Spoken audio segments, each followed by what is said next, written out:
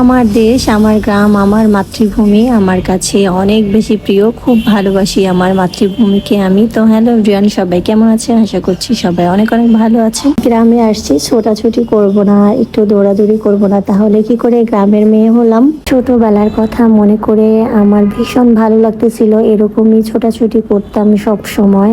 আজ এখানে খুব ভালো আর সুন্দর একটা সময় পার করলাম। খুবই ভালো লেগেছে এখানে এসে।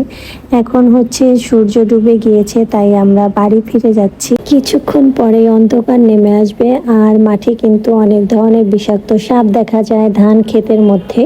তো সেই কারণে একটু তাড়াতাড়ি আমরা চলে যাচ্ছি। গ্রামের মাঠে যেমন হাঁটতে অনেক বেশি ভালো লাগে, তেমনি একটু ভয়ও লাগে। কাকিমাদের এখানে অনেক ধরনের শাক হয়েছিল, যেগুলো আমি আপনাদেরকে দেখাতে ভুলেই গিয়েছি। তো এখান থেকে আমরা বেশ অনেকগুলো লাউ শাক তুলেছিলাম। আমার বোন সেগুলো নিয়ে আমার সামনেই যাচ্ছিল, আমি আপনাদেরকে দেখানোর জন্য দিদির কাছ থেকে ছুটে গিয়ে শাকগুলো নিয়ে আসলাম।